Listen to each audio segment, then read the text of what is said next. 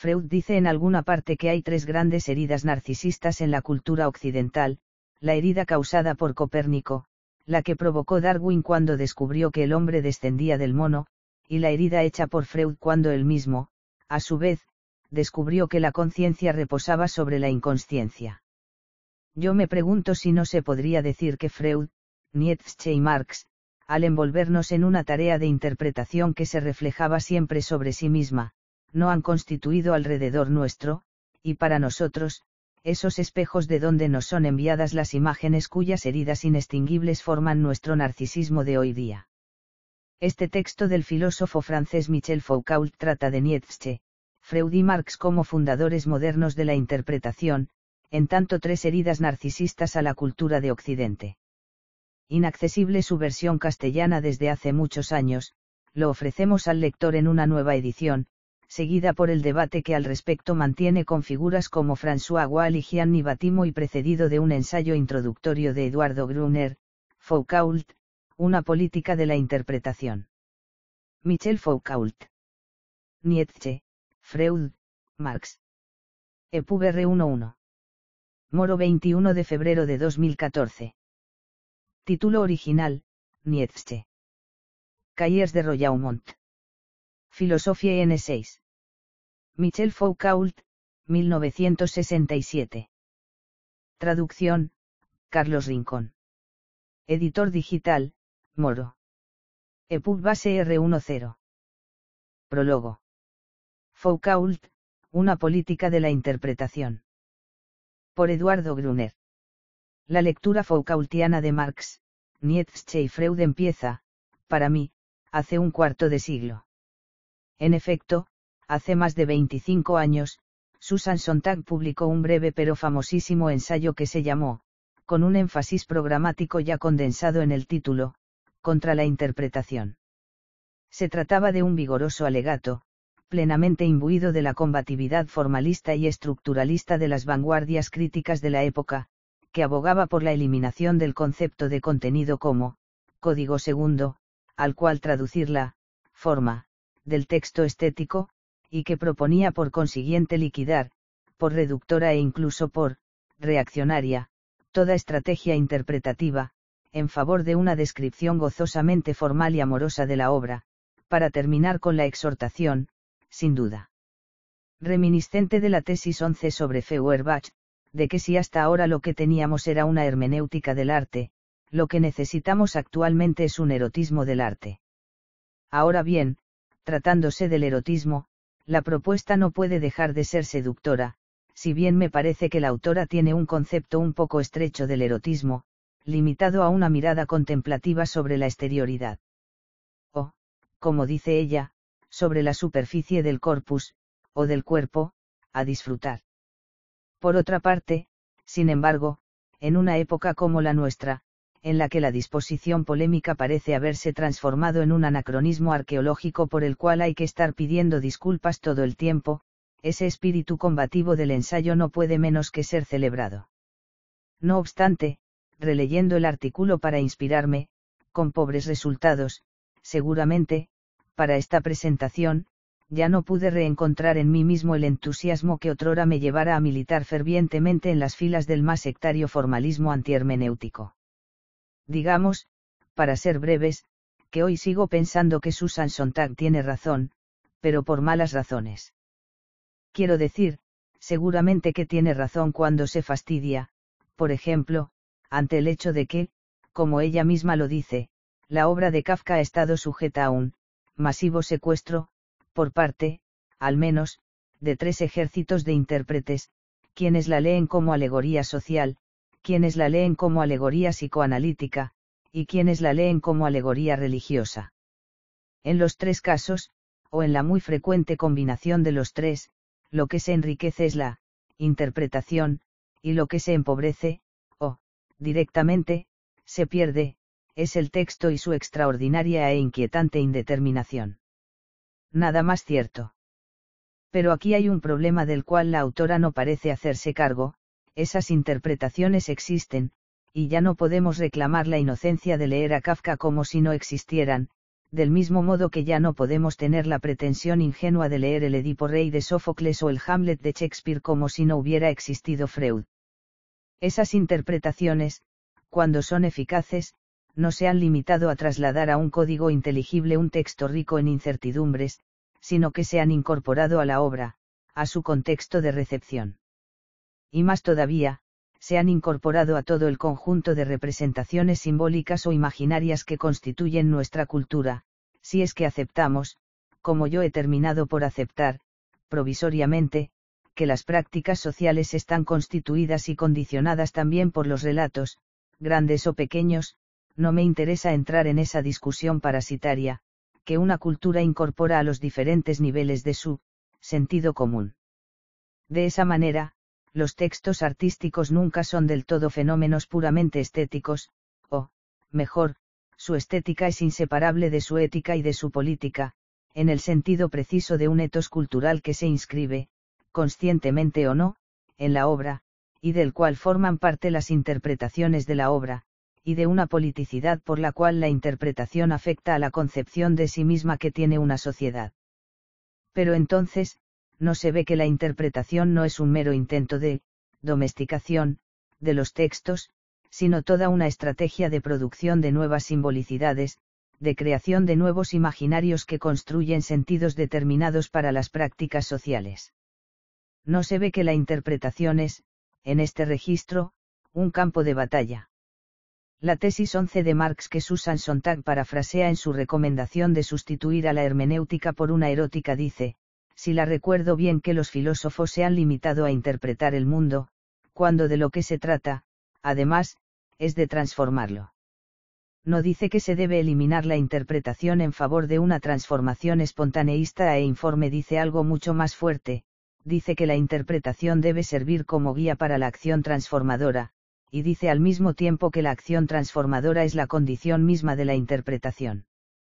Toda la riqueza de la noción de praxis está contenida en esta idea de que la interpretación puede ser una herramienta de crítica, de puesta en crisis, de las estructuras materiales y simbólicas de una sociedad, en polémica con otras interpretaciones que buscan consolidarlas en su inercia.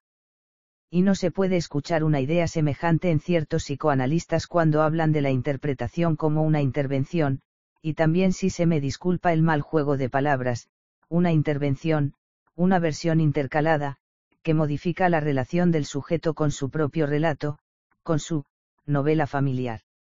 O en el propio Freud, para quien la historia de Edipo no es un mero ejemplo sobre el cual aplicar su teoría, sino, otra vez, un instrumento para intervenir críticamente en la imagen que la cultura occidental tiene de sí misma. O en Faulkner, cuando decía que escribir, o sea, interpretar el mundo, era para él, sencillamente, poner en el mundo algo que antes no estaba.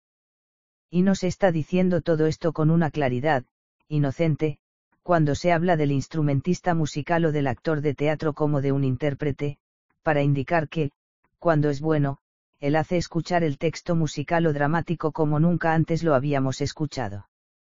¿Qué significa todo esto? Sino que la cultura, para bien o para mal, no consiste en otra cosa que en el combate de las interpretaciones. Podemos, por supuesto, huir de ese combate, retiramos en la pura contemplación, no estética sino estetizante.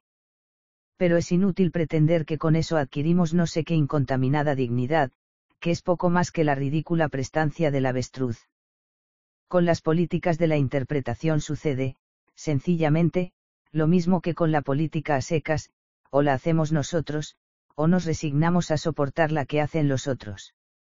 Ahora bien, una política de la interpretación surge precisamente en aquellas prácticas interpretativas ostensiblemente más alejadas de un interés político inmediato y evidente, pero que apuntan a destotalizar.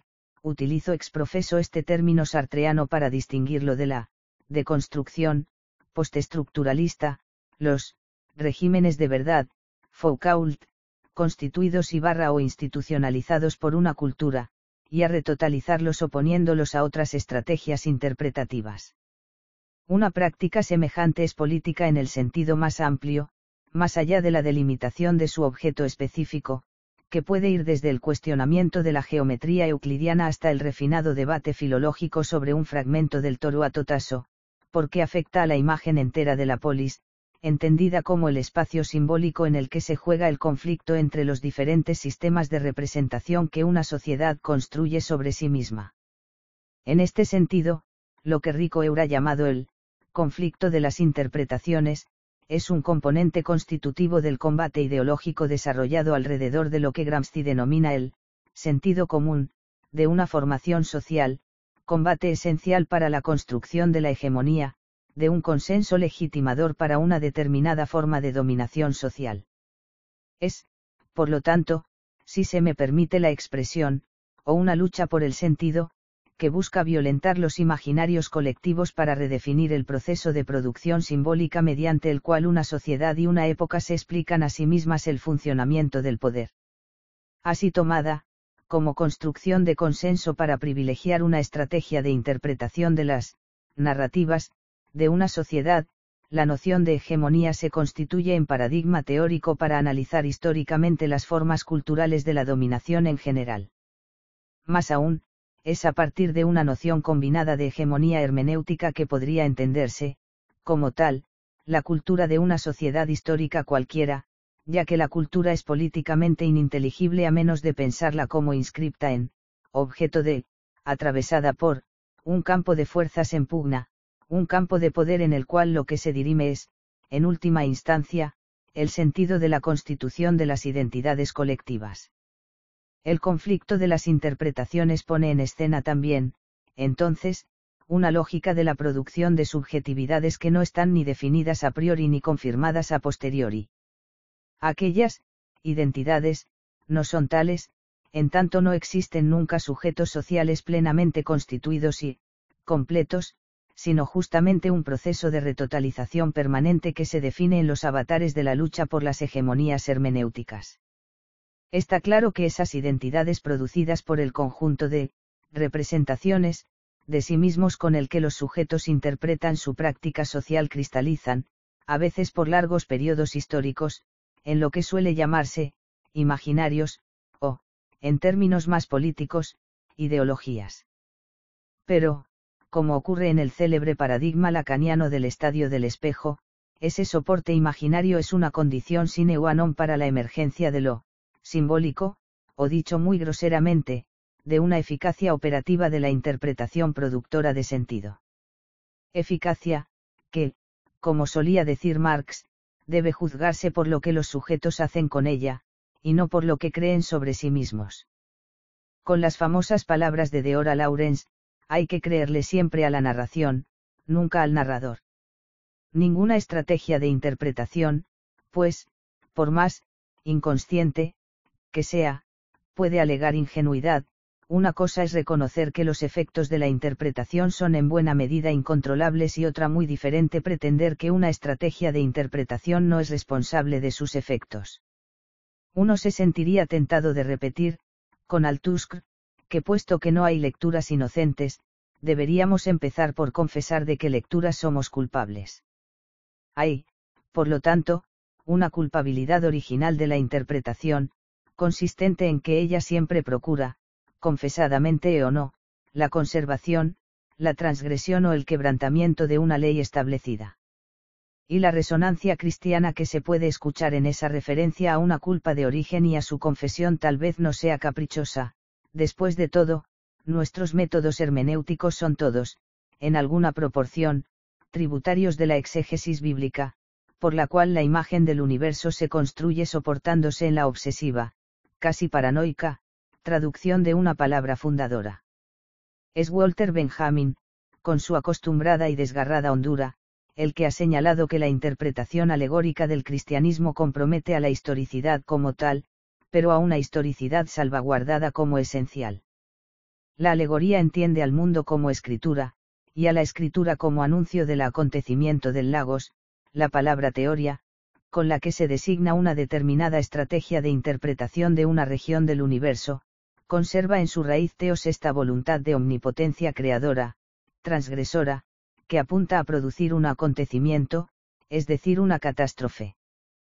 Pero también resguarda su carácter una vez más, político, como lo explica Gadamer, el desarrollo del método hermenéutica, que desemboca en la aparición de una conciencia plenamente histórica, emergió como arma de autodefensa de la interpretación reformista de la Biblia contra el ataque de los teólogos tridentinos y su apelación al carácter ineludible de la tradición. El argumento de Lutero es que la literalidad de la Biblia no requiere de la tradición para ser comprendida, sino que cualquier lectura actual basta para extraerle su verdad. Pero esa lectura requiere, a su vez, esa forma de intervención hermenéutica que es la traducción a la lengua vernácula. Y ya sabemos qué acontecimientos catastróficos produjo la traducción luterana de la Biblia en las tradiciones de la cultura occidental. Eso que confusamente se llama la modernidad es, como se sabe, pródiga en tales catástrofes. Quizá la modernidad, o, para decirlo sin eufemismos, el modo de producción capitalista y los intentos de afianzar o quebrantar su ley, pueda ser definida, en un cierto registro, como un estado de catástrofe permanente que instaura el conflicto de las interpretaciones y la lucha por el sentido como su régimen de existencia mismo, en el cual combaten las estrategias productoras de nuevos acontecimientos del logos, allí donde la búsqueda de una expiación de la culpa originaria ya no puede unificar. Imágenes. Como diría Nietzsche, si Dios ha muerto, todo está permitido. Pero como diría Orwell, hay algunas cosas más permitidas que otras, y cuáles sean esas cosas es también un resultado del conflicto de las interpretaciones, de la lucha por el sentido. De cualquier manera, las narratividades catastróficas resultantes de la lucha entre los modos de interpretación potencian su carácter ampliamente político cuando logran, nuevamente, destotalizar el campo mismo de constitución de las diferentes lecturas de la realidad y reconstituir los dispositivos discursivos sobre un horizonte hermenéutico radicalmente nuevo. La mención que hice hace un momento al nombre de Nietzsche y las repetidas menciones a Marx y Freud tampoco son azarosas, ellos constituyen, en efecto, la trilogía de los que tanto Ricoeur como Foucault, desde perspectivas por cierto muy distintas, han identificado como fundadores de discurso de la modernidad, vale decir, aquellos que independientemente de la eficacia específica de sus teorías particulares, han redefinido el espacio mismo de la producción de una nueva manera de leerla. Escritura del mundo, aquellos, en fin, que han provocado nuevos acontecimientos del logos, y lo han hecho violentando, justamente, la ley de los modos de interpretación establecidos. Esa intervención violenta consiste, sucintamente, en la advertencia de que, como lo muestra Foucault en el orden del discurso, las dos grandes sospechas que siempre se habían levantado en Occidente sobre el lenguaje, la de que el lenguaje nunca dice exactamente lo que dice, y la de que hay muchas otras cosas que hablan sin ser estrictamente lenguaje, ya no pueden ser fácilmente despachadas mediante el recurso a la, clara y distinta, conciencia cartesiana o a la razón iluminada de una ciencia que despeja las brumas de la creencia dogmática e irreflexiva. No se trata, en Marx, Nietzsche y Freud, solamente de multiplicar los signos del mundo ensanchando el campo del saber, Foucault, o de otorgarle sentido a fuerzas y objetos que antes no lo tenían, como en la titánica batalla decimonónica de la ciencia contra el mito, que, según han mostrado agudamente los pensadores frankfurtianos, terminó elevando a la propia ciencia al rango de gran mito de la razón instrumental. Se trata, en Marx, Nietzsche y Freud, de una operación mucho más radical, que transforma completamente la naturaleza misma del signo, y por lo tanto la estrategia de su interpretación, y por lo tanto la imagen misma del sujeto de la interpretación. Y se trata por consiguiente de una explicitación del modo de interpretación como política, en el sentido en que la definíamos antes. Efectivamente, este método de interpretación se distingue de otros anteriores porque ya no entiende a la interpretación como mero trabajo de desenmascaramiento, de develación, o de desciframiento, simbólico que se propone restaurar un sentido oculto, disimulado o perdido. Y no es que los otros métodos fueran solamente eso, sino que ahora, gracias a Marx, Nietzsche y Freud, sabemos que no eran solamente eso. Sabemos, quiero decir, que pensarlos, y pensarse, como, solamente eso, servía para desplazar su culpabilidad original, es decir, su política, en favor de una supuestamente cristalina reconstrucción de la transparencia primigenia de los símbolos. Por el contrario, pensar la interpretación como una intervención en la cadena simbólica que produce un efecto disruptivo, y no un simple desplazamiento, es al mismo tiempo poner en evidencia su carácter ideológico y, como decíamos antes, someter a crítica la relación del sujeto con ese relato. Foucault, siempre hablando de aquellos tres fundadores de discurso, dice que Marx no se limita a interpretar a la sociedad burguesa, sino a la interpretación burguesa de la sociedad. Por eso el Capital no es una economía política, sino una crítica de la economía política, que Freud no interpreta el sueño del paciente, sino el relato que el paciente hace de su sueño, y que ya constituye, desde luego, una interpretación, en el sentido búlgaro, silvestre, que Nietzsche no interpreta a la moral de Occidente, sino al discurso que Occidente ha construido sobre la moral, por eso hace una genealogía de la moral. Se trata, siempre, de una interpretación que hace ver que esos discursos que examina son, justamente, interpretaciones, producciones, de sentido, y no meros objetos complicados a descifrar, con un sentido dado desde siempre que solo se trata de redescubrir. Lo que hacen los tres, nuevamente es intervenir sobre una construcción simbólica no para mostrar su transparencia originaria, sino al revés, para producirla como opacidad, no para descifrarla, sino al revés, para otorgarle su carácter de cifra, su artificialidad, es decir, para desnaturalizarla en su función de sentido común, y para desnaturalizar, también, la relación de ese discurso con los sujetos que ha producido como soportes de su propia reproducción. Se trata, en fin, de quebrar esa armonía y ese bienestar, de transformar al sujeto, mediante la interpretación, en insoportable para su propio discurso y quizá dejarlo, momentáneamente, sin palabras. Esa insoportable parquedad del decir, si se me siguen permitiendo los malos chistes, hace que los signos interpretantes se escalonen en un espacio más diferenciado, apoyándose en una dimensión que podríamos llamar de profundidad, a condición de no entender por esto, interioridad, vale decir la idea del símbolo como, cáscara, que encierra al objeto portador de la verdad, sino como un trabajo interpretativo que opera, sí, sobre la superficie, pero no, como preferiría Susan Sontag, para describirla, como si una descripción no fuera, por otra parte, un cierto tipo de interpretación que no osa decir su nombre, sino para rearticular sus líneas narrativas, provocando otras intersecciones que las que el texto se limita a mostrar. Marx, que, según Lacan, inventó la teoría psicoanalítica del síntoma, cuando realiza su célebre interpretación del fetichismo de la mercancía, no se limita a apartar el símbolo, mercancía como una máscara, detrás de la cual se ocultaría la cosa, el verdadero contenido, a saber, las relaciones de producción y explotación que le dan a la mercancía su condición de fetiche. Lo que hace, y es extraño que Susan Sontag no recurra a este ejemplo prestigioso, es apoyarse en lo que él mismo llama la forma mercancía, que es la que hace posibles esas relaciones de producción y no otras, para producir su articulación con la estructura del modo de producción como totalidad.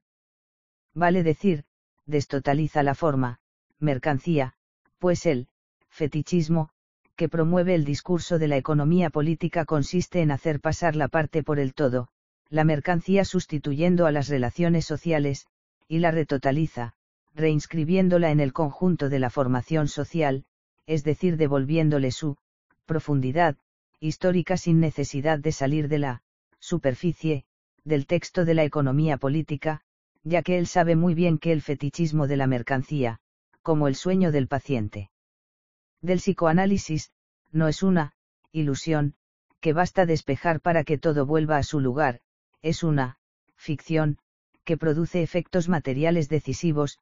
Sin fetichismo de la mercancía no hay capitalismo. La interpretación, pues, no está destinada a disolver falsas apariencias de la cultura, sino a mostrar de qué manera esas apariencias pueden expresar una cierta verdad que debe ser construida por la interpretación. Es en ese sentido que no se puede hablar de profundidad, con ese tono de voz solemne que usan los guardianes de la tradición para indicarnos la impertinencia de nuestra pretensión de interpretar para dar lugar a otra cosa. Porque es precisamente la tradición cultural, su aspiración a la inmovilidad mineral de la que habla Sastre, la que lleva la marca ridícula de la banalidad.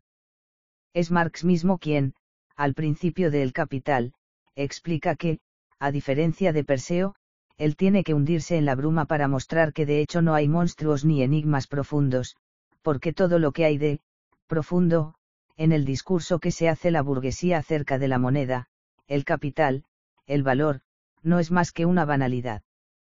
Una banalidad, claro, que desgarra los cuerpos y las almas de sus víctimas, es decir, de aquellos que creen en su profundidad.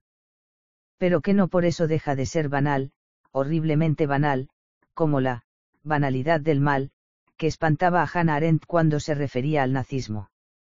Es sólo una política de la interpretación que no se deje subyugar por la profundidad así entendida la que puede recomponer la agitación de la superficie y crear una verdadera tormenta. La interpretación es, allí, ese acontecimiento que funda un nuevo logos, un nuevo espacio de inteligibilidad desde el cual todo el mapa de la cultura se recompone. Y que lo hace por la imaginación, por la construcción de un relato, de una ficción, si se quiere decir así, pero de una ficción que genera un nuevo régimen de verdad desde el cual leer las otras ficciones. Insistamos, esta es una política de la interpretación que, aunque apele a la más radical negatividad, en el sentido de la crítica de todo lo existente, que desvelaba a Marx, es una estrategia decididamente construccionista. ¿Y el psicoanálisis?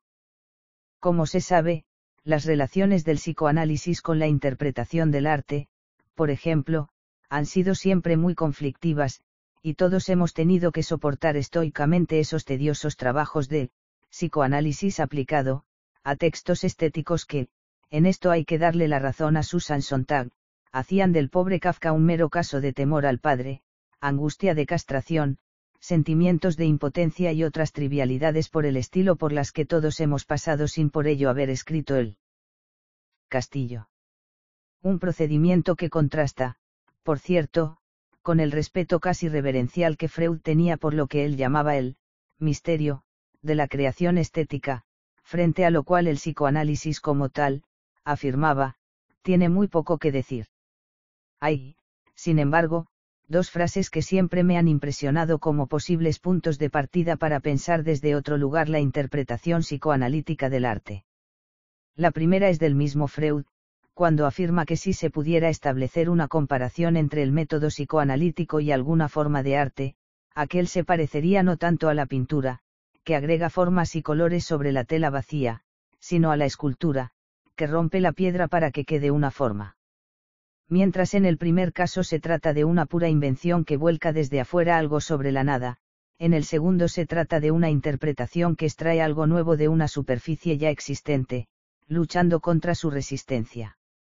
No me interesa tanto, aquí, la idea de resistencia, con la que los psicoanalistas sabrán qué hacen, como la idea de lucha como práctica que produce un acontecimiento. La segunda frase a la que me refería es de Osar Masota, cuando decía, aproximadamente, que no se trata de aplicar la teoría del psicoanálisis al texto artístico, sino de utilizar el texto artístico para hacer avanzar la teoría.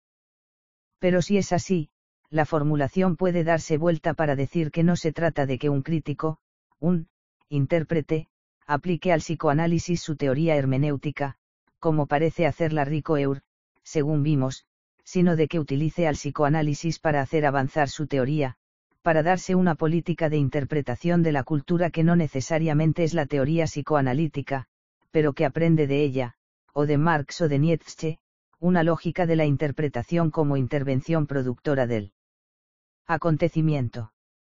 Es verdad que proseguir con esta analogía nos lleva por un camino muy espinoso, en el cual surge de inmediato una cuestión inquietante: el intérprete está en posición de analista, o de paciente.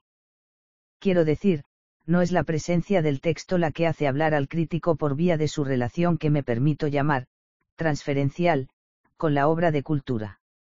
Sea como sea, se ve de inmediato que la intervención hermenéutica compromete radicalmente al propio lugar del sujeto de la interpretación, y no solo a las identidades colectivas, que ven conmovida su relación institucional con el espacio simbólico de su cultura, hasta el punto que podría decirse que también la interpretación produce su propio silleta, y más aún, que la interpretación es el sujeto, en la medida en que todo sujeto está constituido imaginariamente por las interpretaciones que ensaya sobre su propia relación simbólica con el mundo. ¿Pero sujeto de qué discurso? Respondamos rápidamente, del discurso permanente del malentendido.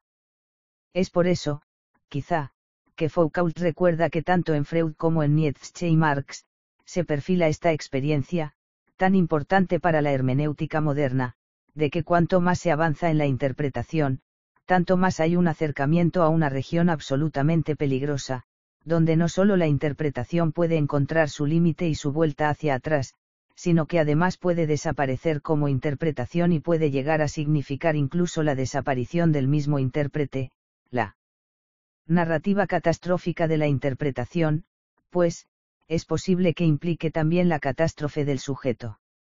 No sé si se ha insistido lo suficiente, a este respecto, en una sintomática coincidencia referencial en las políticas hermenéuticas de los tres fundadores de discurso Foucaultianos. Ya aludimos al uso que hace Freud de la figura trágica de Edipo como instrumento de interpretación. La genealogía de la moral nietzscheana, por su parte, y en general todo el espíritu de su interpretación de la cultura occidental, está conectada con la oposición entre lo dionisíaco y lo apolíneo, que Nietzsche identifica con el origen de la tragedia, finalmente, en el 18 Brumarlo de Luis Bonaparte de manera explícita. Pero en otros textos de manera alusiva, Marx recomienda interpretar la historia teniendo en cuenta siempre que ella se produce a veces como tragedia y a veces como parodia. En los tres, por lo tanto, el género de la tragedia, y su historicidad esencial, para decirlo con Benjamin, es la metáfora privilegiada de aquella región peligrosa, a la que conduce la interpretación y los acontecimientos del logos que ella desata. ¿Acaso Edipo no es ese sujeto que, interpretando a la tradición de Tebas, a la Esfinge, desencadena los acontecimientos catastróficos que amenazan destruirlo tanto a él como sujeto como a la polis, a la cultura de la que su interpretación le da el poder? Y también para él, después de todo, la historia comienza con una banalidad, con una trivialidad, en el cruce de esas tres vías donde se produce su encuentro casual con el que no sabe que es su padre. Es que la tragedia es la demostración, como ha dicho alguien, de que el ser es caos, de que no solamente no siempre somos dueños de la consecuencia de nuestros actos, sino de que aquel malentendido constitutivo que provoca la intervención interpretativa, hace que ni siquiera podamos dominar del todo la significación de esos actos. Y es por esa falta, también se puede decir, por esa culpa, original en nuestro ser de sujetos, que solo nos queda, como si fuera poco, la narrativa catastrófica que nos permite hacernos sujetos de nuestra propia falta, hacernos sujetos críticos de nuestra propia cultura y de nuestra propia subjetividad, de una cultura y una subjetividad paródicas y desdramatizadas, donde pareciera que la única tragedia posible, a la manera de las obras de Beckett o de los films de Buster Keaton, es la de instalamos, sin poder realmente interpretarlo, en nuestro papel de sujetos cómicos. Ignoro si será posible recuperar ese impulso de los grandes relatos, que lleve nuestra política de la interpretación hasta el borde mismo de las regiones peligrosas de la cultura. Y tal vez tenga razón Hancock cuando insinúa que no es Edipo, el que ha matado a su padre y se ha acostado con su madre, el que es trágico, sino que es el mundo cuyos dioses han ordenado que los hijos maten a sus padres y se acuesten con sus madres el que es trágico. Pero ¿cómo podría eximirnos, esa ignorancia, de interpretar el mundo, de correr el peligro? Eduardo Gruner. Nota del editor. Michel Foucault presentó la ponencia, Nietzsche, Freud, Marx, en el marco del 7 Coloquio Filosófico Internacional de Royaurnon dedicado a Nietzsche. El mismo tuvo lugar en París en julio de 1964. El debate, que se transcribe a continuación de la ponencia, fue presidido por Gerould, y participaron en él figuras como Franco Isgual y Gianni Battimo. La versión original fue publicada con el conjunto de las ponencias y debates del coloquio bajo el título Nietzsche. Cahiers de Royaumont. Philosophie N6, París, 1967.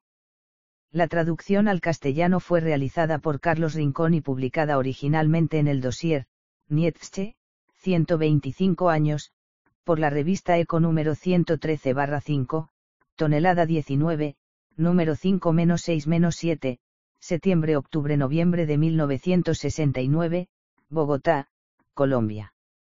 Hora tonelada. Nietzsche, Freud, Marx. Por Michel Foucault. Cuando se me propuso este proyecto de mesa redonda, me pareció del mayor interés pero, evidentemente, algo embarazoso. Sugerí, pues, una modificación, algunos temas relativos a las técnicas de interpretación en Marx, Nietzsche y Freud. En realidad detrás de estos temas hay un sueño que sería el de poder hacer un día una especie de corpus general, de enciclopedia de todas las técnicas de interpretación que hemos podido conocer desde los gramáticos griegos hasta nuestros días. Yo creo que pocos capítulos de este gran corpus de todas las técnicas de interpretación han sido redactados hasta hoy. Me parece que se podría decir aquí, como introducción general a esta idea de una historia de las técnicas de la interpretación, que el lenguaje, en todo caso el lenguaje en las culturas indoeuropeas, ha hecho nacer siempre dos clases de sospechas. Ante todo la sospecha de que el lenguaje no dice exactamente lo que dice. El sentido que se atrapa y que es inmediatamente manifiesto no es, quizás, en realidad, sino un sentido menor, que protege, encierra y, a pesar de todo, transmite otro sentido, siendo este sentido a la vez el sentido más fuerte y el sentido, de debajo. Esto era lo que los griegos llamaban la llegorría y la hiponoa. Por otra parte el lenguaje hace nacer esta otra sospecha, que el lenguaje desborda, de alguna manera, su forma propiamente verbal, y que hay muchas otras cosas en el mundo que hablan y que no son lenguaje. Ante todo se podría decir que la naturaleza, el mar, el murmullo de los árboles, los animales, los rostros, las máscaras, los cuchillos en cruz, hablan. Probablemente hay lenguajes que se articulan de una manera no verbal. Esta sería, si queréis, y en forma muy burda, la sémanon de los griegos. Estas dos sospechas que se ve aparecer ya entre los griegos no han desaparecido y no son aún contemporáneas, puesto que hemos vuelto a creer, precisamente desde el siglo XIX, que los gestos mudos, que las enfermedades, que todo el tumulto a nuestro alrededor puede también hablar, y más que nunca estamos a la escucha de todo este lenguaje posible, tratando de sorprender bajo las palabras un discurso que sería más esencial. Yo creo que cada cultura, quiero decir, cada forma cultural dentro de la civilización occidental, ha tenido su sistema de interpretación, sus técnicas, sus métodos, sus formas de rastrear el lenguaje que quiere decir otra cosa que lo que él dice, y que hay lenguaje fuera del lenguaje. Parece, pues, que habría que inaugurar una empresa para hacer el sistema o el cuadro, como se decía en el siglo XVII de todos estos sistemas de interpretación. Para comprender qué sistema de interpretación ha fundado el siglo XIX y en consecuencia a qué sistema de interpretación pertenecemos nosotros, me parece que sería necesario tomar un punto de referencia lejano, un tipo de técnica tal como la que pudo existir, pongamos por caso, en el siglo XVI. En esta época, lo que daba lugar a interpretación, a la vez su sitio general y la unidad mínima que la interpretación tenía que tratar, era la semejanza. Donde las cosas se parecían, donde eso se parecía, alguna cosa quería expresarse y podía ser descifrada, se conoce bien el papel importante que han desempeñado en la cosmología, en la botánica, en la zoología, en la filosofía del siglo XVI, la semejanza y todas las nociones que giran como satélites en torno a ella. A decir verdad, para nuestros ojos de gentes del siglo XX, toda esta red de similitudes es algo confusa y embrollada. Sin embargo, este corpus de la semejanza en el siglo XVI estaba perfectamente organizado.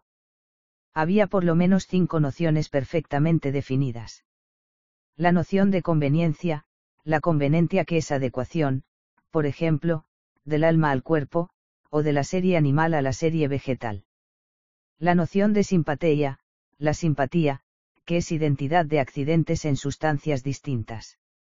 La noción de emulatio, que es el muy curioso paralelismo de atributos en sustancias o en seres distintos, de tal forma que los atributos son como el reflejo los unos de los otros, en una sustancia y en la otra. Así, Porta explica que el rostro humano es, con las 7 partes que distingue en él, la emulación del cielo con sus 7 planetas. La noción de signatura, la firma, que es, entre las propiedades visibles de un individuo, la imagen de una propiedad invisible y oculta. Y luego, indudablemente, la noción de analogía, que es identidad de relaciones entre dos o varias sustancias distintas. La teoría del signo y las técnicas de interpretación, en aquella época, reposaban, pues, sobre una definición perfectamente clara de todos los tipos posibles de semejanza y fundamentaban 2 tipos de conocimiento perfectamente distintos, la cognitio, que era el paso, en cierta forma lateral, de una semejanza a otra, y la divinatio, que era el conocimiento en profundidad, yendo de una semejanza superficial a una semejanza más profunda. Todas estas semejanzas manifiestan el consensus del mundo que las fundamenta, se oponen al simulacrum la mala semejanza, que reposa sobre la disensión entre Dios y el diablo. Si las técnicas de interpretación del siglo XVI han sido dejadas en suspenso por la evolución del pensamiento occidental durante los siglos XVII y XVIII, si la crítica baconiana, la crítica cartesiana de la semejanza han jugado indudablemente un gran papel para ponerlas en entredicho, el siglo XIX y muy singularmente Marx, Nietzsche y Freud nos han vuelto a poner en presencia de una nueva posibilidad de interpretación, han fundamentado de nuevo la posibilidad de una hermenéutica. El primer libro de El Capital, textos como El nacimiento de la tragedia y la genealogía de la moral, la Traumdeutung, nos ponen en presencia de técnicas interpretativas. El efecto de choque, la especie de herida provocada en el pensamiento occidental por estas obras, viene de que ellas han reconstituido ante nuestros ojos algo que Marx llamaba hieroglifos.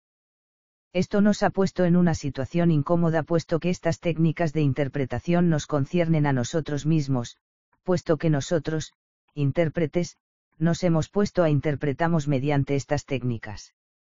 Y es con estas técnicas de interpretación, a su vez, que debemos interrogar a esos intérpretes que fueron Freud, Nietzsche y Marx, en forma tal que somos perpetuamente reenviados en un perpetuo juego de espejos. Freud dice en alguna parte que hay 3 grandes heridas narcisistas en la cultura occidental, la herida causada por Copérnico, la que provocó Darwin cuando descubrió que el hombre descendía del mono y la herida hecha por Freud cuando él mismo, a su vez, descubrió que la conciencia reposaba sobre la inconsciencia. Yo me pregunto si no se podría decir que Freud, Nietzsche y Marx, al envolvernos en una tarea de interpretación que se refleja siempre sobre sí misma, no han constituido alrededor nuestro, y para nosotros, esos espejos de donde nos son reenviadas las imágenes cuyas heridas inextinguibles forman nuestro narcisismo de hoy día. En todo caso, y es a este propósito que querría hacer algunas sugestiones, me parece que Marx, Nietzsche y Freud no han multiplicado, en manera alguna, los signos en el mundo occidental. No han dado un sentido nuevo a las cosas que no tenían sentido. Ellos han cambiado, en realidad, la naturaleza del signo, y modificado la manera como el signo en general podía ser interpretado. La primera pregunta que querría formular es esta: Marx, Freud y Nietzsche no han modificado profundamente el espacio de repartición en el cual los signos pueden ser signos. En la época que he tomado por punto de referencia, en el siglo XVI, los signos se disponían de una manera homogénea en un espacio que era también homogéneo, y esto en todas las direcciones. Los signos de la tierra reenviaban al cielo, pero reenviaban también al mundo subterráneo, reenviaban del hombre al animal, del animal a la planta, y recíprocamente. A partir del siglo XIX, Freud, Marx y Nietzsche, los signos se han sobrepuesto en un espacio mucho más diferenciado, según una dimensión que se podría llamar de profundidad, pero a condición de no entender por ella la interioridad sino, al contrario, la exterioridad. Yo pienso, en particular, en ese largo debate que Nietzsche no ha dejado de sostener con la profundidad.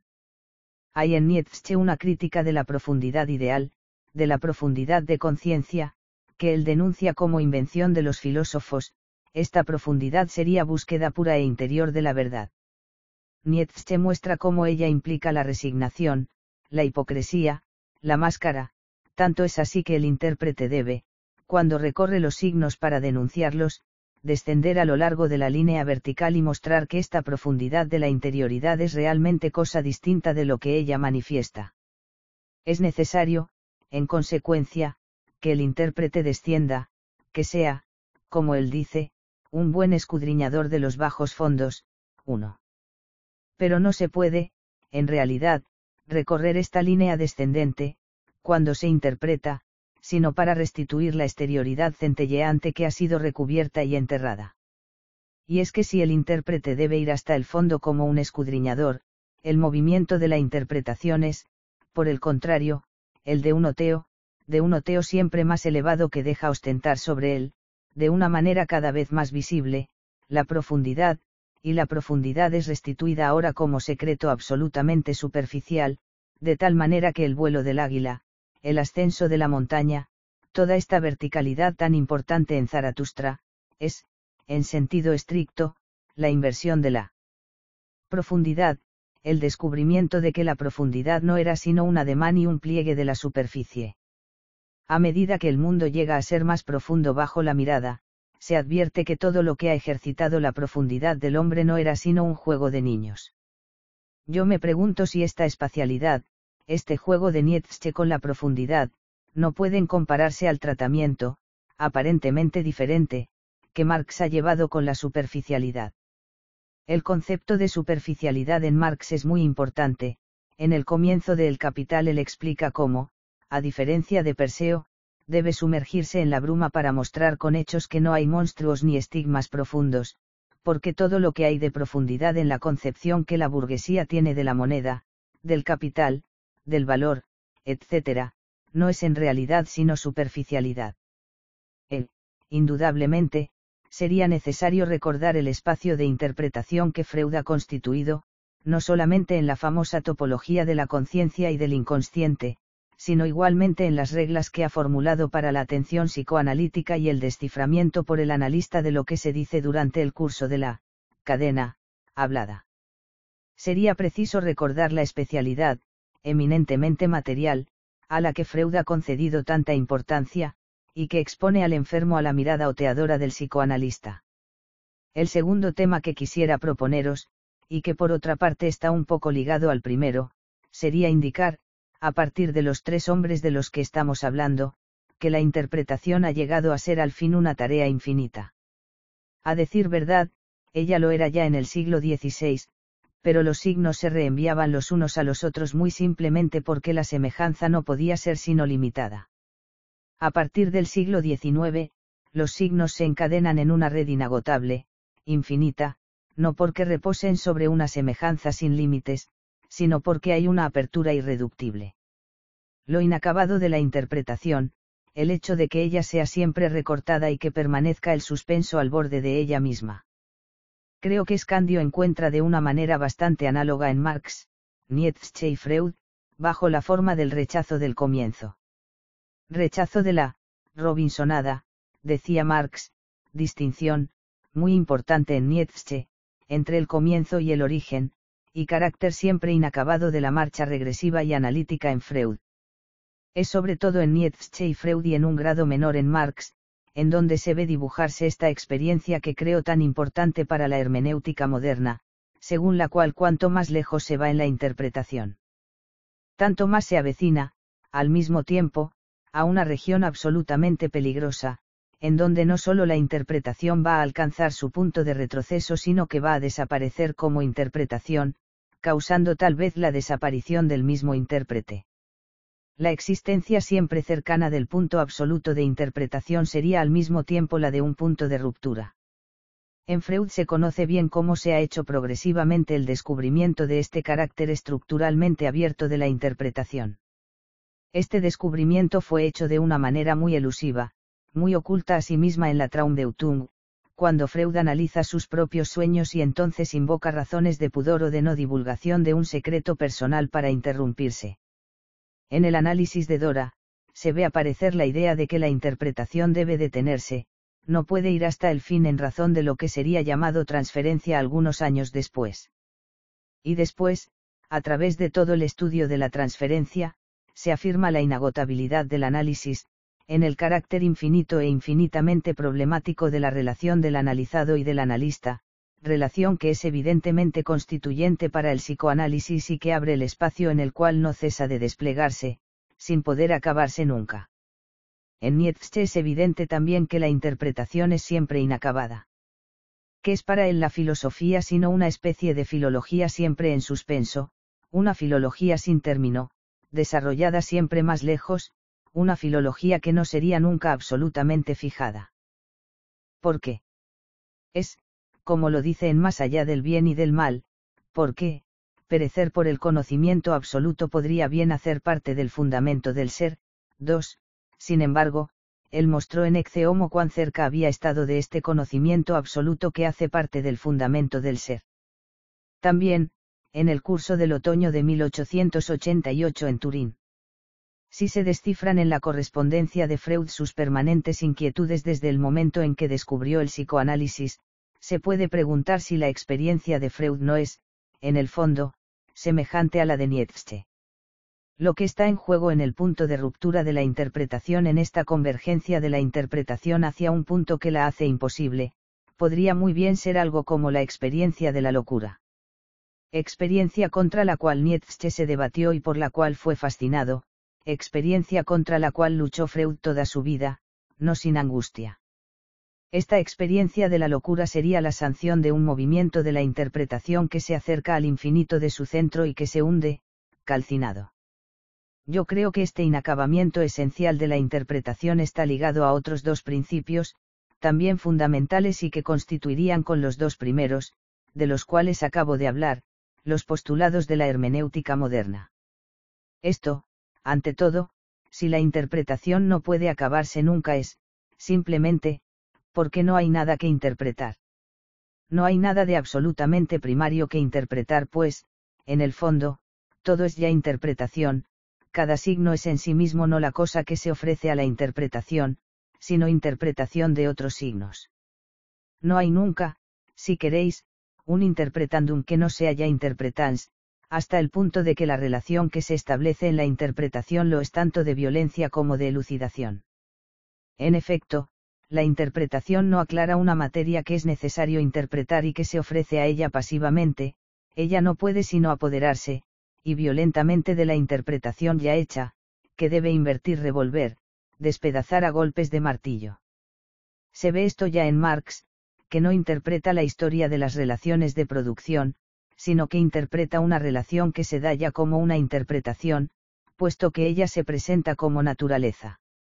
De la misma manera Freud no interpreta signos sino interpretaciones.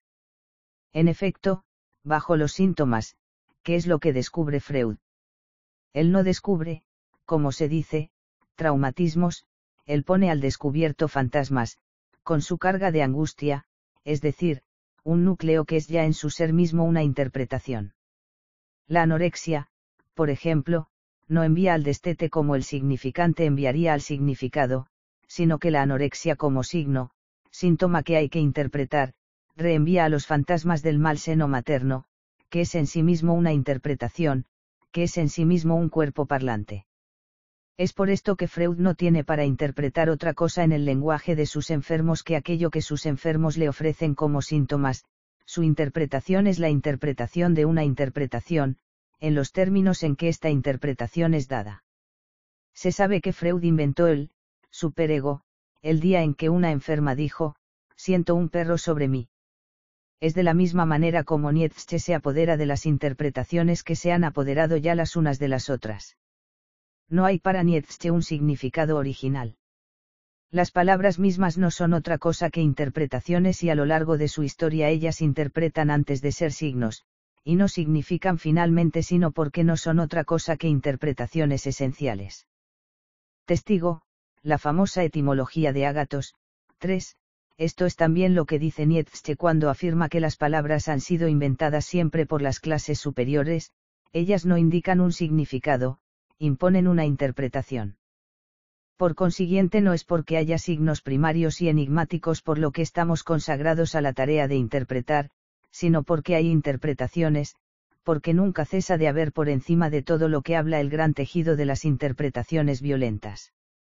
Es por esta razón que hay signos que nos prescriben la interpretación de su interpretación, que nos prescriben invertirlos como signos. En este sentido se puede decir que la alegoría, la hipona, son en el fondo del lenguaje y antes que él, no lo que se ha deslizado de inmediato bajo las palabras, para desplazarlas y hacerlas vibrar, sino aquello que ha hecho nacer las palabras, lo que las hace destellar con un brillo que no se detiene jamás. Por esto también en Nietzsche el intérprete es lo verídico, es lo verdadero, no porque él se apodere de una verdad en reposo para proferirla, sino porque él pronuncia la interpretación que toda verdad tiene por función recubrir. Tal vez esta primacía de la interpretación en relación a los signos es lo que hay de más decisivo en la hermenéutica moderna. La idea de que la interpretación precede al signo implica que el signo no sea un ser simple y benévolo, como era el caso aún en el siglo XVI, en el que la plétora de signos, el hecho de que las cosas se asemejaran, probaba simplemente la benevolencia de Dios, y no apartaba sino por un velo transparente el signo del significado.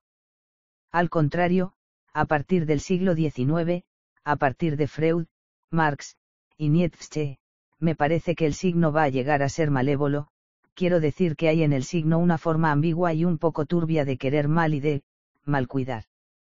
Y esto en la medida en que el signo es ya una interpretación que no se da por tal. Los signos son interpretaciones que tratan de justificarse, y no a la inversa. Así funciona la moneda tal como se la ve definida en la crítica de la economía política, y sobre todo en el primer libro de El Capital. Es así como funcionan los síntomas en Freud. Y en Nietzsche, las palabras, la justicia, las clasificaciones binarias del bien y del mal, consecuentemente los signos, son máscaras. El signo, el adquirir esta función nueva de encubridor de la interpretación pierde su ser simple de significante que poseía aún en la época del Renacimiento, su espesor propio parece abrirse y entonces pueden precipitarse en la abertura todos los conceptos negativos que eran hasta entonces extraños a la teoría del signo. Este no conocía sino el momento transparente y apenas negativo del velo. Ahora podrá organizarse en el interior del signo todo un juego de conceptos negativos, de contradicciones, de oposiciones, en fin ese juego de fuerzas reactivas que Deleuze ha analizado también en su libro sobre Nietzsche. Volver a poner la dialéctica sobre sus pies, si esta expresión debe tener un sentido no sería justamente el de haber vuelto a colocar en el espesor del signo, en este espacio abierto, sin fin, en este espacio sin contenido real ni reconciliación, todo ese juego de la negatividad que la dialéctica, finalmente, había descargado dándole un sentido. En fin, último carácter de la hermenéutica, la interpretación se encuentra ante la obligación de interpretarse ella misma al infinito, de proseguirse siempre. De allí se desprenden dos consecuencias importantes. La primera es que la interpretación será siempre de ahora en adelante la interpretación por él, quien, no se interpreta lo que hay en el significado, sino que se interpreta a fondo, quien ha planteado la interpretación. El principio de la interpretación no es otro que el intérprete y este es tal vez el sentido que Nietzsche ha dado a la palabra, psicología. La segunda consecuencia es la de que la interpretación debe interpretarse siempre ella misma y no puede dejar de volver sobre ella misma. Por oposición al tiempo de los signos, que es un tiempo del vencimiento, y por oposición al tiempo de la dialéctica, que es a pesar de todo lineal, se tiene un tiempo de la interpretación que es circular. Este tiempo está obligado a pasar por donde ya ha pasado, lo que hace que, en suma, el único peligro que corre realmente la interpretación, pero peligro supremo, son paradójicamente los signos los que se lo hacen correr.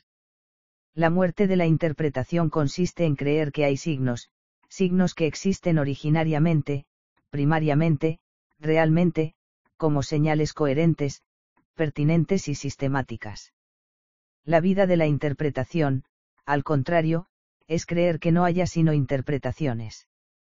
Me parece que es preciso comprender muy bien esta cosa que muchos de nuestros contemporáneos olvidan, que la hermenéutica y la semiología son dos enemigos bravíos. Una hermenéutica que se repliega sobre una semiología cree en la existencia absoluta de los signos, abandona la violencia, lo inacabado, lo infinito de las interpretaciones, para hacer reinar el terror del indicio, y recelar el lenguaje. Reconocemos aquí el marxismo después de Marx. Por el contrario, una hermenéutica que se envuelve en ella misma, entra en el dominio de los lenguajes que no cesan de implicarse a sí mismos, esta región medianera de la locura y del puro lenguaje. Es allí donde nosotros reconocemos a Nietzsche. Discusión. Bohem. Usted ha señalado bien que para Nietzsche la interpretación era inacabable y que constituía el entramado mismo de la realidad. Incluso, interpretar el mundo y cambiarlo no son para Nietzsche dos cosas diferentes. Pero, es así también para Marx. En un texto famoso, él opone cambio del mundo a interpretación del mundo. Foucault. Ya esperaba que se me opusiera esta frase de Mane, pero de todos modos, si usted se remite a la economía política notará que Marx la utiliza siempre como una manera de interpretar.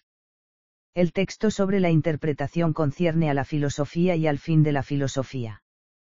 Pero la economía política, tal como la entiende Marx, no podría constituir una interpretación.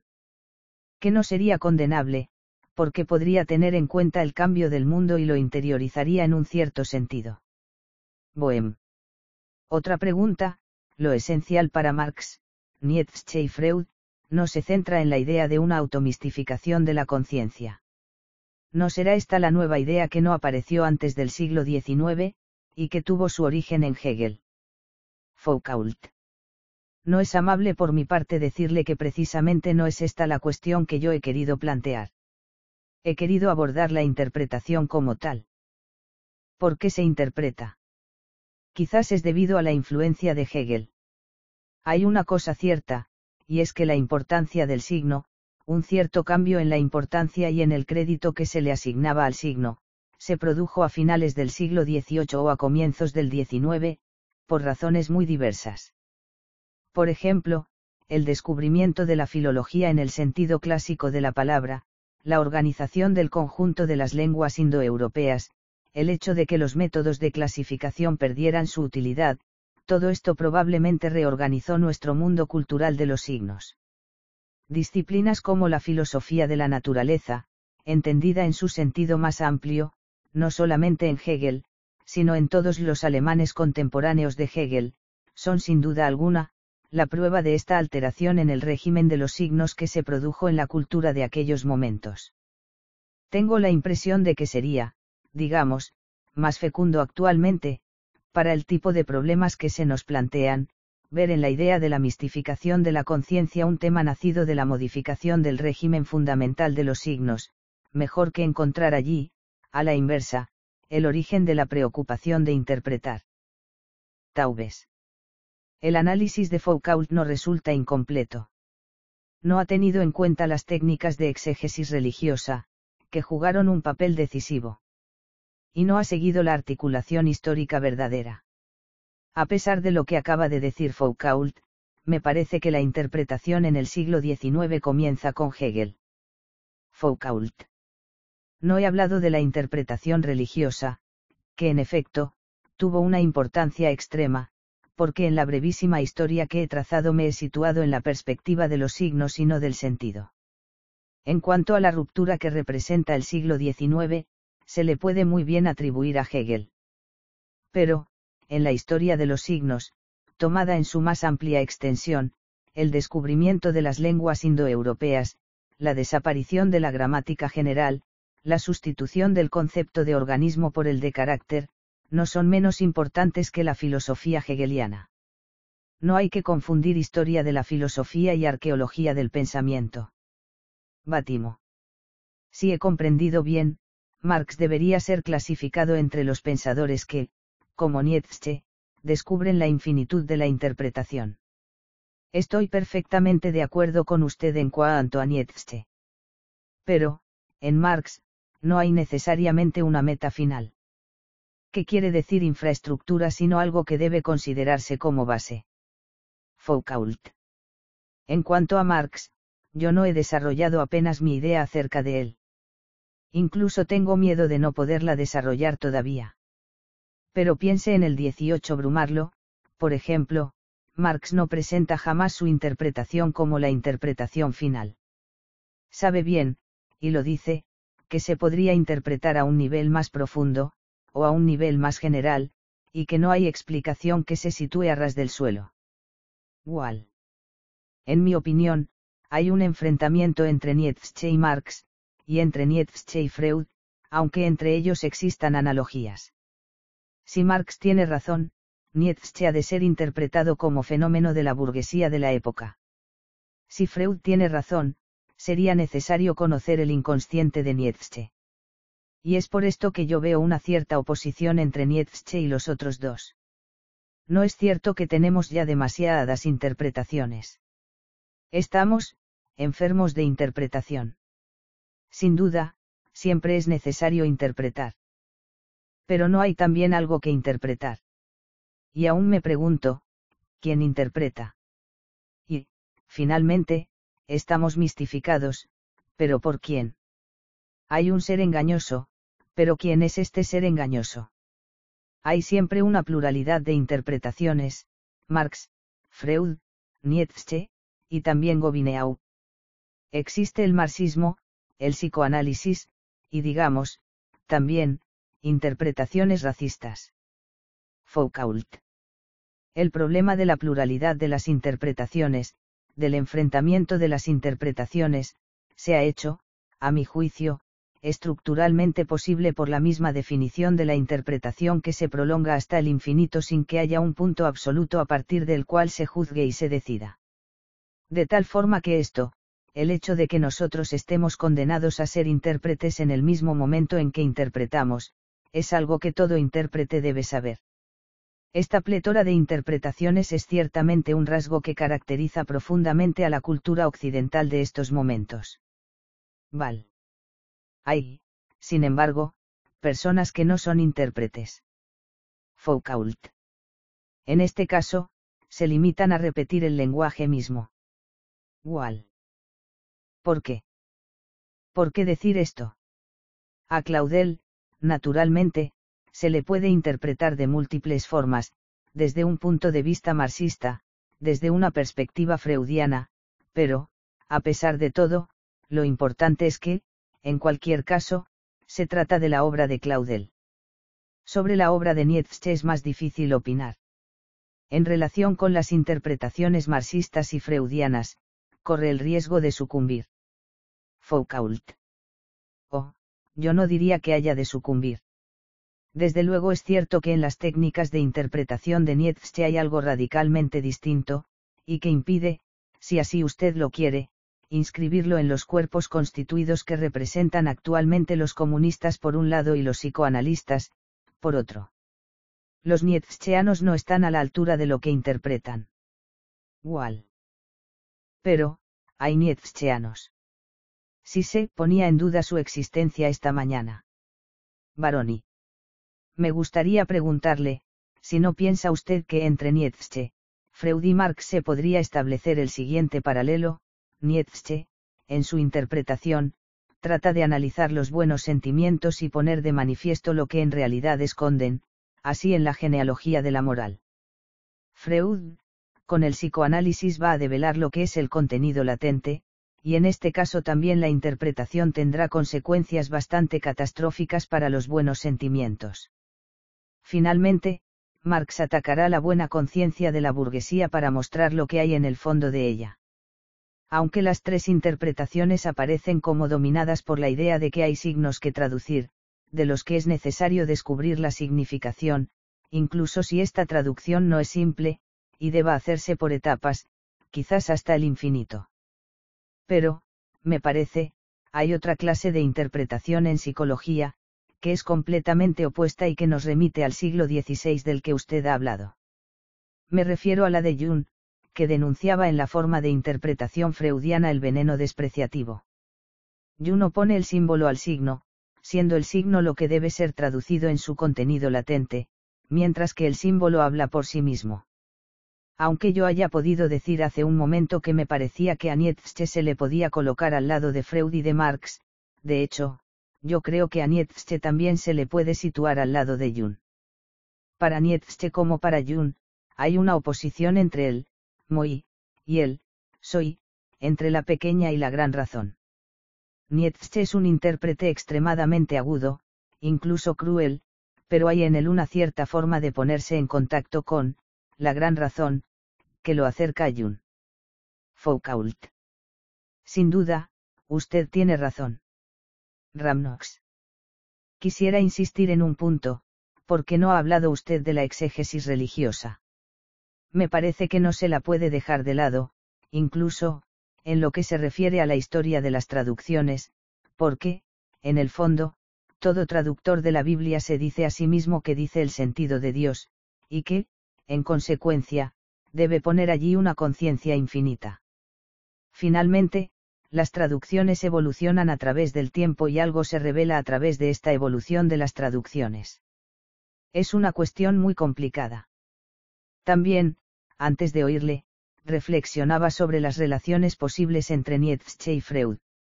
Si usted consulta el índice de las obras completas de Freud, y además, el libro de Jones, encontraría, finalmente, poco material. Pero, de repente, me digo a mí misma, ¿por qué Freud guardó silencio con respecto a Nietzsche? Ahora bien, hay dos puntos a tener en cuenta. El primero es que a partir de 1908, me parece, los alumnos de Freud, es decir Rank y Adler, tomaron como tema de uno de sus pequeños congresos las semejanzas o analogías entre las tesis de Nietzsche, en particular, las de la genealogía de la moral, y las tesis de Freud. Freud les dejó hacer, guardando una extrema reserva al respecto, y me parece que lo que dijo en aquel momento fue, poco más o menos, que Nietzsche aporta demasiadas ideas a la vez. El otro punto, es que a partir de 1910, Freud entró en relaciones con Lou Salomé, sin duda hizo un ensayo o un análisis didáctico de Lou Salomé. Por lo tanto, debió existir, a través de Lou Salomé una especie de relación médica entre Freud y Nietzsche. Pero Freud no podía hablar de ello. Lo único que hay de cierto, es que todo lo que Lou Salomé publicó después, en el fondo, forma parte de su análisis interminable. Habría que entenderlo en esta perspectiva. A continuación, encontramos el libro de Freud, Moisés y el monoteísmo, en donde hay una especie de diálogo entre Freud y el Nietzsche de la genealogía de la moral. Como puede observar, expongo varios problemas. ¿Sabe usted algo más? Foucault. No, rigurosamente yo no sé nada más. En efecto, me ha sorprendido el extraño silencio, aparte de una o dos frases, de Freud sobre Nietzsche, incluso en su correspondencia. Esto es algo verdaderamente enigmático. La explicación por el análisis de Lou Salomé, el hecho de que no pudiera decir más. Ramnox. Seguramente, no quería decir más. De Mombines. A propósito de Nietzsche, usted ha dicho que la experiencia de la locura era el momento más aproximado al conocimiento absoluto. Puedo preguntar, ¿en qué medida, a su juicio, Nietzsche tuvo la experiencia de la locura? Si usted tuviera tiempo, naturalmente, sería bastante interesante plantearse la misma cuestión en relación con otros grandes espíritus, tanto si se tratasen de poetas y escritores como Hölderlin, Nerval o Maupassant, como si fueran músicos como Schumann, Henry Duparc o Maurice Ravel. Pero continuando en el plano de Nietzsche, he comprendido yo bien. Ya que usted ha hablado bien y brillantemente de esta experiencia de la locura, ¿era esto lo que verdaderamente usted quería decir? Foucault. Sí. De Mombines. Usted no ha querido hablar de conciencia, o presciencia, o presentimiento de la locura. ¿Cree usted verdaderamente que se pueda tener, que grandes espíritus como Nietzsche puedan tener, la experiencia de la locura? Foucault. Le contesto, sí, sí. De Mombines. No comprendo lo que esto quiere decir, porque yo no soy un gran genio. Foucault. Yo no digo esto. Kerkel. Mi pregunta será breve, se referirá, en el fondo, a lo que usted ha llamado, técnicas de interpretación, en las que a usted le parece ver, no un sustituto, pero, en todo caso, un sucesor, una sucesión posible a la filosofía.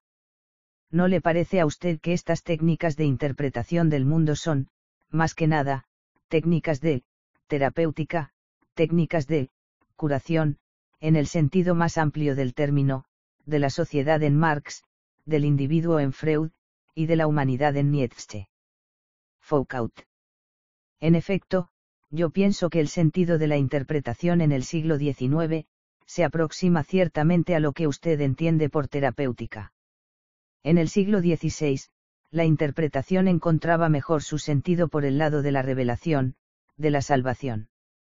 Les citaré, simplemente, una frase de un historiador que se llamaba García: en nuestros días, dice en 1860, la salud ha reemplazado a la salvación.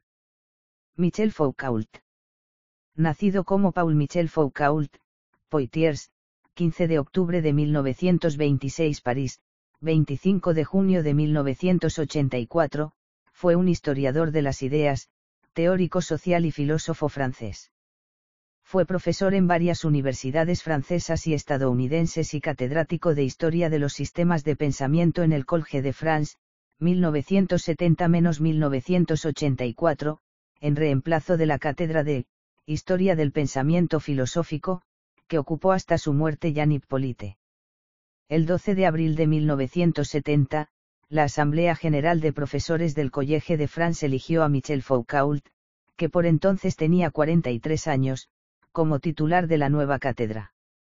Su trabajo ha influido en importantes personalidades de las ciencias sociales y las humanidades. Foucault es conocido principalmente por sus estudios críticos de las instituciones sociales, en especial la psiquiatría, la medicina, las ciencias humanas, el sistema de prisiones, así como por su trabajo sobre la historia de la sexualidad humana. Su trabajo sobre el poder y las relaciones entre poder, conocimiento y discurso ha sido ampliamente debatido. En los años 1960, Foucault estuvo asociado al estructuralismo, un movimiento del que se distanció más adelante, después de que, en algunas de sus primeras obras, coqueteara con el lenguaje estructuralista. Foucault también rechazó las etiquetas de postestructuralista y postmoderno, que le eran aplicadas habitualmente, prefiriendo clasificar su propio pensamiento como una crítica histórica de la modernidad con raíces en Kant. Más, precisamente, denominó su proyecto teórico como una ontología crítica de la actualidad, siguiendo la impronta kantiana, en el texto que es la Ilustración. Fue influenciado profundamente por la filosofía alemana, especialmente por Nietzsche. Su genealogía del conocimiento es una alusión directa a la genealogía de la moral de Nietzsche. En una de sus últimas entrevistas declaró definitivamente: soy un nietzscheano. También por Martin Heidegger. De él dirá, en una entrevista de junio de 1984, Heidegger ha sido mi filósofo esencial.